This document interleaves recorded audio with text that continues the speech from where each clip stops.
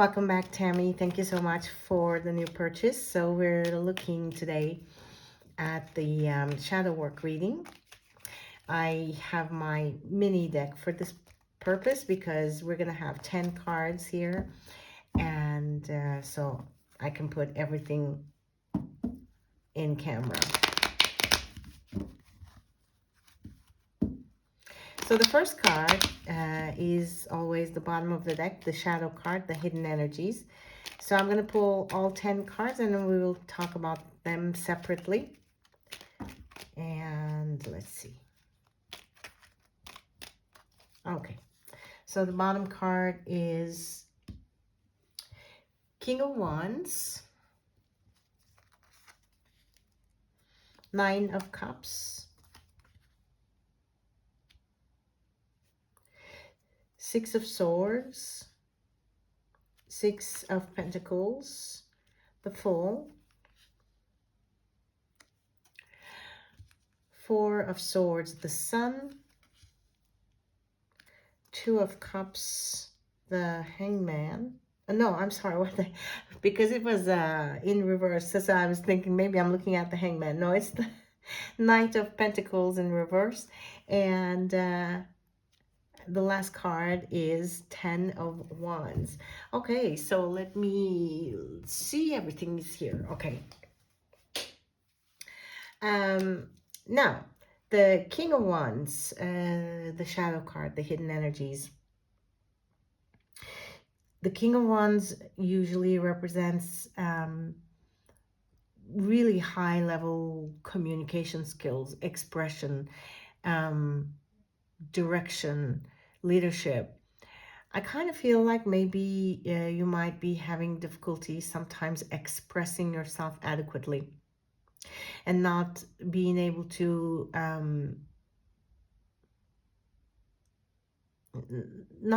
express yourself in a confident way or comfortable way can sometimes create obviously these blockages when it comes to just not only communication but also emotionally, because things are growing or piling up inside. So sometimes it creates resentment, for example. Sometimes it creates frustration, anger, right?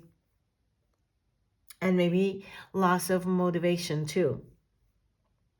And sometimes, for example, your biggest challenge could also be lack of focus, because maybe you are thinking too many things at once and you just don't know which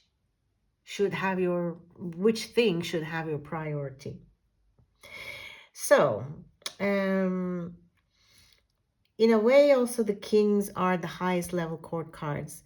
And maybe you have also a little bit of an issue of recognizing your true self-worth, your true self-value.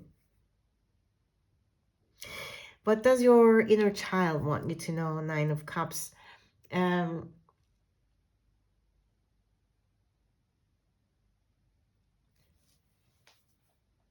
Being generous, being compassionate, showing empathy, these are good things. But remember to also keep your boundaries up. Not everybody should have access to your personal space, be it friend, colleague, family member, romantically, etc., etc. Be more protective of your personal space. Be more protective of your emotions, your thoughts, who you are, basically your self-worth, your self-value, your confidence. And don't let anybody treat you in a way that will put doubts in you about your true confidence, right? So what are you hiding from yourself? Six of Swords. This is your potential to go further, and this is your potential to go further. You can think of it in the career way, or you can think about it spiritually. But I think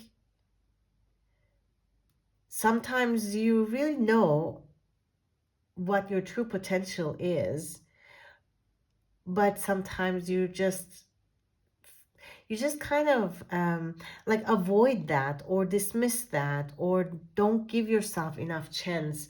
It's almost like you don't want to take an opportunity sometimes because you know you might be better than someone, or I don't know, it's almost like you just don't want to be in competition. You don't, it's not like you're competing with someone, but maybe a part of you maybe subconsciously believes that if you are better than someone or specific people, then they're just gonna have like envious or jealous thoughts. Very strange energy that I'm picking up here. So holding yourself back in a way. Um, what are you not seeing? Six of Pentacles. Sometimes, indeed, you are way too generous, especially, when you're not seeing enough reciprocity. That is the most important thing. Even if it's a family member, a sibling, a romantic partner, they should always understand or show you that they are going to meet you halfway, or they are going to give you as much as they get from you. They are going to show you that they make you a priority when they need to make you a priority. It just does not happen one direction, right? So maybe there's also that you can maybe avoid this, or maybe you do not see this because you care about someone so much, you have an emotional connection towards someone, and or so sometimes maybe being in denial. What qualities are you projecting onto others? We have the Fool card. There's a part of you that is very naive and innocent. There's a part of you that is very adventurous, but in a good way, obviously. And there's a part of you that is very cheerful, love learning, love discovering. And so maybe you kind of feel like everybody else will be like that, right? In a way, sometimes maybe people might think that you are being naive, or you're not maybe being smart enough or something like that, right? So um, that naivete, that curiosity, that curious energy. So where do you need help? We have Four of Swords. Four of Swords is a card for healing emotionally and psychologically and spiritually and physically. What do you need to heal from? First and foremost, figure that out, right? And once you do that, also remember that this card has the meaning of forgiveness. Forgive yourself, forgive whomever you need to forgive, but it is important to move on. It is important to close certain chapters and open new ones, right? So what is the source of your pain? We have the Sun card here. The Sun card, to me, it shows that maybe, I mean, we see two people here, like a, sorry, I am still dealing with the aftermath of a flu. Like, unlike other decks, for example, there are two people here. And it just shows us that, the maybe a connection that feels really genuine, warm enough, sincere enough, and that maybe the biggest issue that you're dealing with, you're not really seeing people who are truly genuine, who are truly sincere, and who are basically transparent. What you see is what you get. You kind of start believing that people are really not that way anymore, and maybe it does give you a sense of frustration, because maybe it creates issues in connection or connecting with other people, and maybe finding someone to trust, right?